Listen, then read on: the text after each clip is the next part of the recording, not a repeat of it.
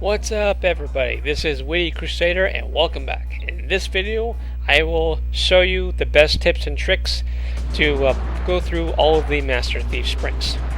Now in order to do a Master Thief sprint you have to go through the mission again within a certain time limit. Now as for what those times are, I will put them in the description below.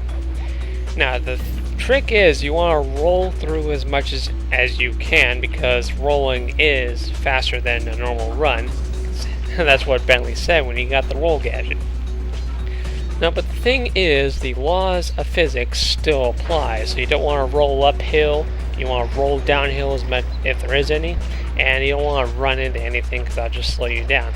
And thanks to that electrical barrier we got from the Dread Swamp path, you can run into enemies, well most enemies, and they'll be done.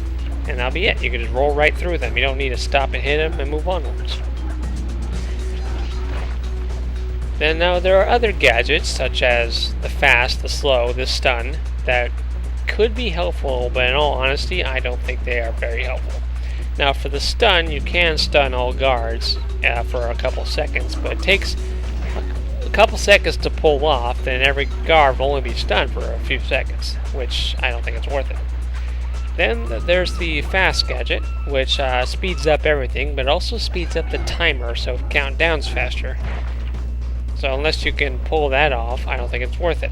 Then there's the slow gadget, which slows everything down, of course. But I don't think you want to spend 5 minutes doing one mission now, do you? So there you go. The other thing is people might get the idea to run through the mission, then run back and hit the timer, but the timer is only there for like I want to say like 20-30 seconds or so, maybe. I don't know, I didn't really time it, but it's only there for not very long. And if you go through the mission and come back, the timer will be gone. I've tried that before. Now as for any like major shortcuts, I don't know that much. I just do what I can in this video. You have to look up for any major shortcuts. Like I think there's one in the Gunboat Graveyard that I don't even think I can pull off. Then of course there are those difficulty sprints I will discuss right now. High class heist. You have 1 minute to go through it, which means you don't have much margin for error. Oh yeah, and don't trigger an alarm. It'll make the timer count down faster until you break the alarm box. So yeah, and you have to go through it without trying to trigger an alarm very quickly, so yeah, that's a difficult one. Another one would be a Cunning Disguise. You have to use that barrel to go through the entire library, and you can't not use it. You need it to get past those those darts. You can't jump over the rug or anything like that. You'll get darts. Then there's Boneyard Casino. It's a bit drawn out and requires a bit of maneuvering. Then of course at the end is a giant roulette wheel, which you'll need to jump on the specific wedge 3 times. Of course avoiding any alarms, so that one might be a little tricky. Then there's a back alley heist. It also requires a lot of jumping and maneuvering. Then there's that one section where you have to avoid the searchlights, so it can also be a bit tricky, but with enough patience and a little bit of jumping finesse you'll be able to get through it. Then I believe the last one is a Perilous Ascent, only because there's that one section near the end where you have to go under a window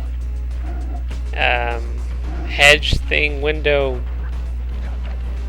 I don't know what it's called, man. You have to go like under the window to avoid the spotlight guards' lights. And just because of that section. Other than that, it should be pretty straightforward for the most of them.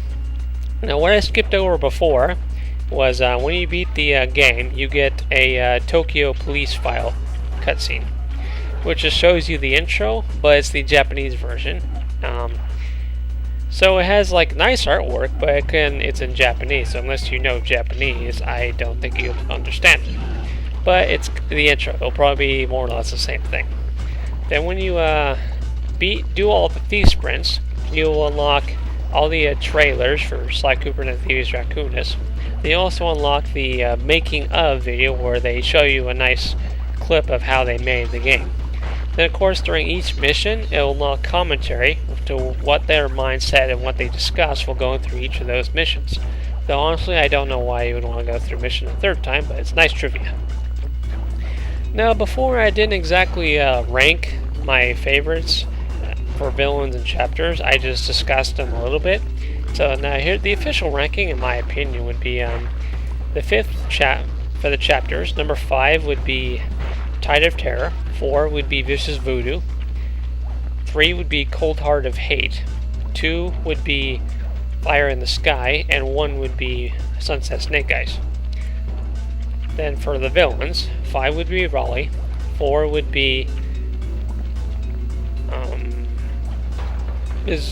Ms. Ruby, 3 will be the Panic King, 2 would be Mugshot, and 1 would be Clockwork, obviously.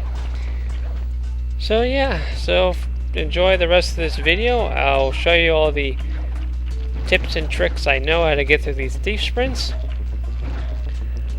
So this is Witty Crusader. Thanks for joining me in this adventure, and please join me in the next adventure. I will see you guys next time.